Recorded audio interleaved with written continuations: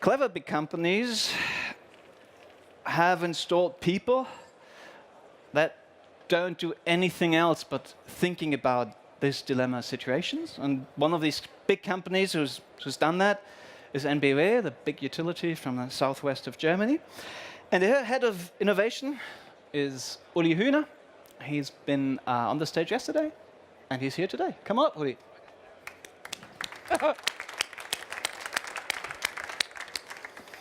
So you brought us a film.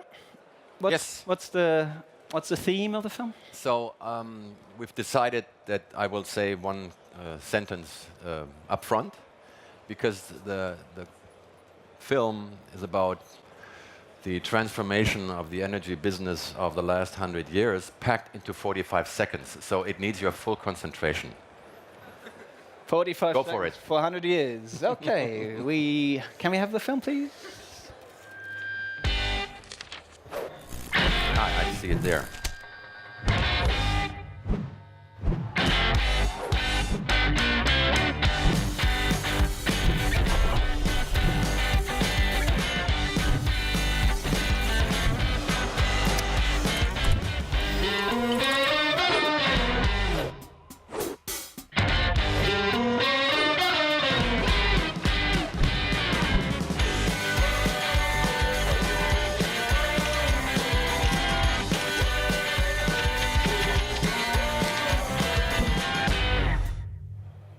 If I've counted well, I've seen 5 or 6 shifts, major shifts in your industry. Now we're up for the next one. Why did you bring that? What's the context? I think it's a short review of the transformation our business is in, and I think just to make clear for everybody what the magnitude really means is, like, look at other examples like the transformation from mainframes into the PC, or the transformation of fixed line telephone network into mobile communications. That these are examples that show how existing industries, including their incumbents, can be, overrun by new competitors that start small but disrupt the complete business model. And so that clip shows where we're coming from, and 80 years, nothing has happened. And what happened in the last few years is enormous for the transformation of our business, the business that we're in. Well, utilities managed to go from coal to gas. They managed from coal and gas to nuclear power in the 60s and so forth. So basically, your industry has been rather strong in integrating new technology into your business model. What's different this time? I think the past was more incremental. I mean, just replacing coal by nuclear or other stuff isn't really what we're talking about now. I mean, utilities like us know how to manage huge plants to generate energy and supply that energy to many customers. So what the film also shows is that paradigm shifts completely. There are trends that you cannot ignore. The decentralization, I mean, remember 1.5 million PV households today, and the number rising. Digitalization, consumer roles changing into prosumers. The trend to become independent of your large-scale utility are really elements that change the business model in a way that it cannot be compared to going from gas to coal or to nuclear. Completely different model we're talking about. I mean, the obvious question is, if you decentralize, why do you need a big utility for it? Like, obviously, the core of decentralization is having small units serving the customer. I mean, that's one of the reasons why I'm doing what I'm doing. Because there are some smart people who ask themselves the same question, and they come to the conclusion that we have to manage the future. Because that all change also means a lot of opportunities and chances for generating new business models that cannot be taking place from within an incumbent. So you have to do things differently. So that's in my role, that's what I'm trying to do. Find a setup work on the setup that allows us to play that game of decentral energy management before others do it. And you mentioned Christensen and Innovator's Dilemma, great book. Anybody who hasn't read it should do so if he is interested in the dilemma that big corporates have. You have to be willing to finance a setup outside of your corporate environment. I think that's, in a nutshell, one of the big issues. So you partner with startups? Is that what it means? Do you buy startups? What's the strategy on that? Well, before we go to the role of startups, I think the first thing you have to make sure is that there is a link into management of your corporate world that allows you to find a setup where the development of new business models can take place. We, for example, or I myself with my team, we've built an accelerator in Karlsruhe where internal startups can now work on projects. That is live, you can touch it, it's working right now. What's an internal startup? It's a project team that's where the resources come from different areas out of the corporate world that you take out of the corporate world, put them in the place, give them a scheme and a project, and they work on that like a startup with the same incentives like a startup. Okay. So a few examples you can see on our booth or in the hall. Because, I mean, look at it as a small plant. A small plant under the big oak tree at home has no chance to grow because light is taken, water is taken, so you need to take it out, give it some room, nourish it, give them some light, and so hopefully it'll grow to become bigger. Okay. Does it work? Because a lot of corporate incubators, well, let's be honest, haven't brought too many successful startups to light yet. We believe it will, because my job also is to make sure that whenever the corporate arm comes out and tries to move it back, there are some people I see here that can know what I mean. Our responsibility is to make sure that the corporate stays in the corporate and we leave these small plants alone so that they can have the same experience a startup has. It's a difficult process because you're dealing with culture, and you know, I mentioned that yesterday too, culture eats strategy for lunch. So that's the argument that Drucker said, why a development from within the company on new things, disruptive things, is not going to work, won't work in the future as well. So the way we do it, I think we have something going. There are a few projects now, 4 of them that have been there for 6, 7, 8 months that develop great, like startups. They're going into the pilot phase, they get the initial customers, even though they cannibalize our core business. So, but it's working. I mean, you can look at it, it's happening, and so I'm quite happy the way we've spent the last 12 months. But you don't only go the internal road, you also partner up with external startups, and one of them is Sunright, and we got the founder here. Come up, Stefan Thon, founder of a startup, go right in the middle of us. We'll take him in the middle. Yeah, that's where he'll be in 10 years, by the way, and we'll be a bit marginalized. Stefan, you Can I make a comment before you ask him a question? Yeah, I know that you don't consent on that. No, I just wanted to finish before it's your turn. We have a lot of capabilities from our history. I mean, we know how to manage networks, big systems, and so forth. But in order to transform into new business models, there are many capabilities that we do not have. So the question is, do we work on them, generating them ourselves, which takes years, or do we open ourselves up and go out in the market and check and see where are startups, where are good companies that really drive, that have drive, that we can take and work with and combine capabilities to new products, new services. Why is that? For us, that's clear. We win on the time to market, we win capabilities, but even for these guys, I think it's worthwhile if they have a chance to bring their products into our customer base. Because one thing we have that everybody would like to have is 5 to 6 million customers that are getting stuff from us on a regular basis. And we know new services are of value if we open up our assets to these guys. So it's just a good example, I think, how it can work. Yeah, Sunride sounds like you know, powering cars or electric motorbikes, but you don't. You platform. What do you do? First of all, I'd like to second what Uli was saying. We are living through a fundamental transformation of the electricity system, and it is it's a shift from large, Uli's shop, to small, something new. And you just see new actors taking on new roles on a high end of the market. People who put up photovoltaic systems, windmills, and start producing energies, something that just couldn't be done before in this context, driven by new technology that allows them to manage this complexity. And this is also where our company kicks in. We see that more and more owners and operators of photovoltaic systems stop feeding the power into the grid, into the EEG, and they start selling power directly to end customers on site.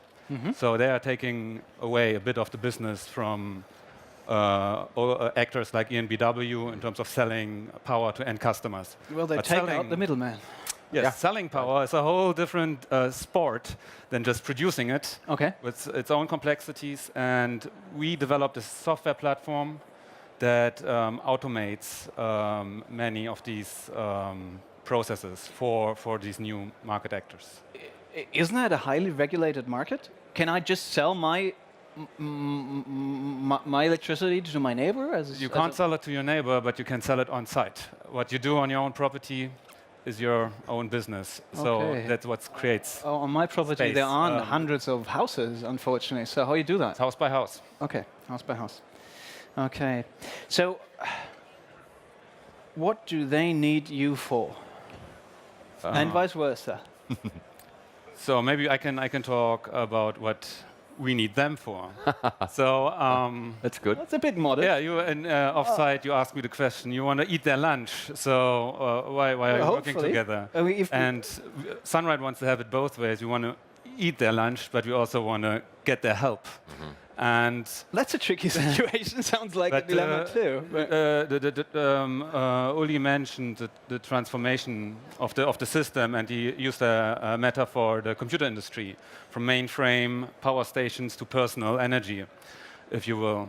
And but if you look at it, like it's many different layers. Yeah, you have like the end customers and what's happening on the houses, but you also have this grid and the electricity system overall. And these new actors, they don't have the capabilities to keep this underlying system stable. So we empower new actors in one way, to do new business models on a high end of the market. But we also need actors like EnBW to provide a platform to do that. So almost like an Amazon enables resellers, you know. So that's where we see the future going, and so there's a role for both big and small, also in a new way. So no, you've started your startup, I think 4 months ago. Well, we got founded 4 months ago, but we started a bit earlier. Okay, when was that? Around 2012. Okay, and since when is this collaboration going on? Shall I say? I think we were partnering with, and still are, with a startup bootcamp. Okay. Where Sunride was also participating and got the chance, I think, to work in the accelerator in Berlin from startup bootcamp for 2-3 months to refine their business model. That's how we got in touch. We were sponsoring that program. Okay. So that was last summer. Shameless plug, Startup Bootcamp is accepting new applications again. I can only encourage every startup sitting here to apply. Please do. Anyway, we are happy graduates from the program, and we met Uli and his colleagues there, and then started collaborating on different aspects of our service. If I can give an example. If you start selling solar power to residents on site in a building, you always need backup power, because at the sun, electricity is consumed but not provided by the sun. So we work with EnBW, for example, that our customers can supply backup power during the night times to the end consumer. Well, flirting always starts easy, and then as soon as you get into a relationship, things get a bit more complicated. So I think at the startup bootcamp, everything was fine and all interesting, cool people. Oh, these guys from EnBW, we didn't expect them to be as open-minded as they finally are. How was it after 3 months or 6 months? Well, it's still an early relationship. We're still in a honeymoon, I think. We haven't had bad experiences so far. Okay. Can I add? Because if the corporate arm comes in, Yes. he pulls the elbow out, right? Let me put it this way: before you can eat the lunch, there has to be one. Yeah, yeah. Someone has to bake the cake. No lunch, And not yeah, no everyone- cake, no. Well, we thought your lunch was ample. We're talking about new lunch. Okay.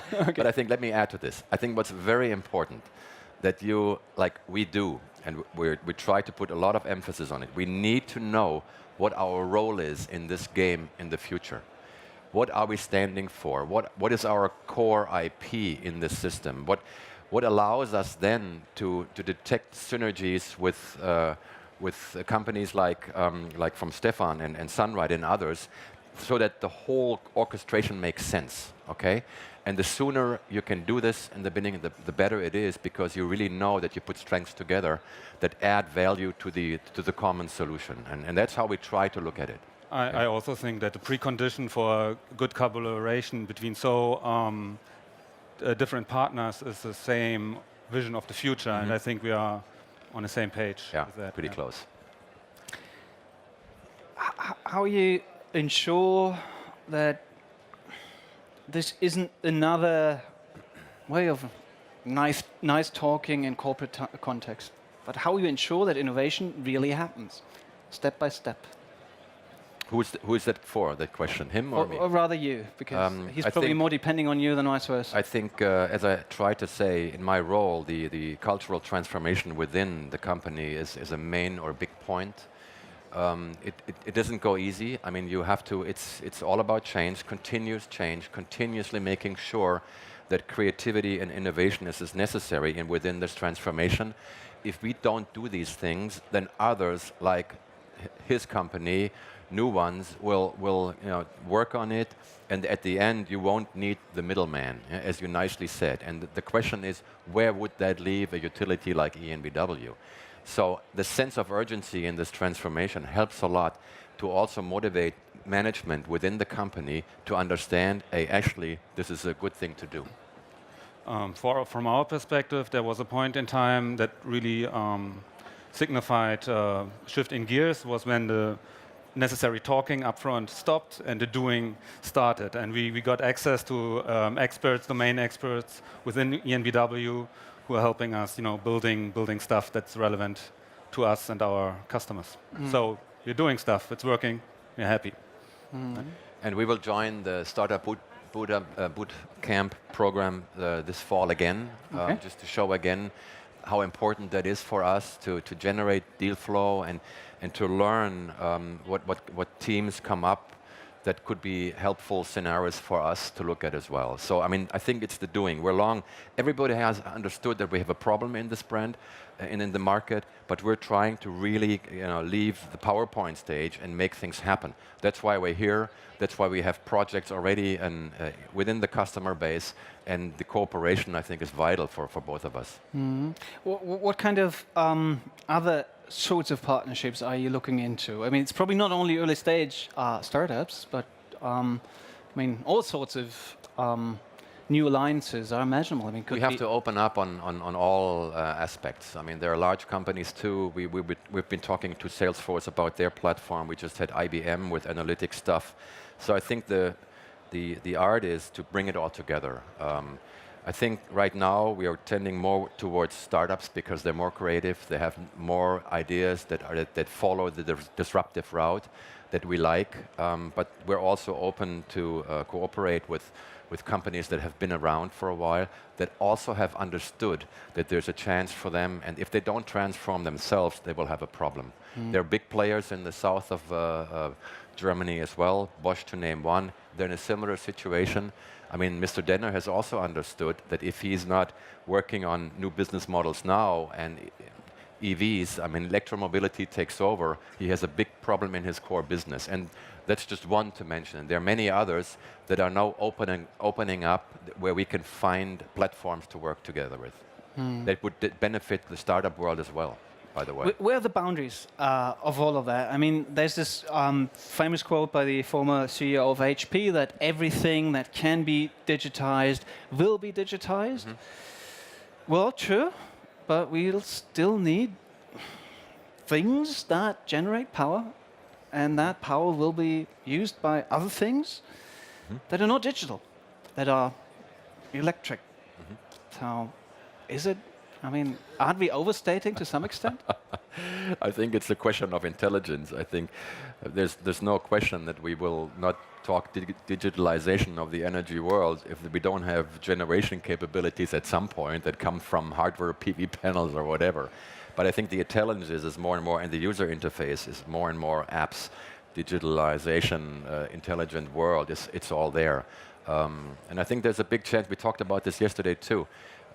We have a great history on hardware and Maschinenbau and the like that we will need in the future as well. We're building cars as well, but it's the same discussion.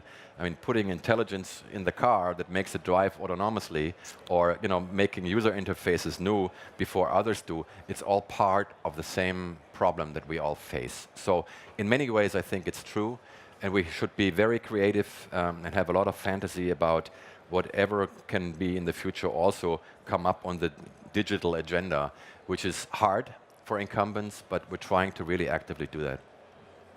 Software creates the fabric to organize things, physical and non-physical, differently. And if you find a better way to organize something, then you're in business. And if you don't keep up, you're out of business. It's simple as that.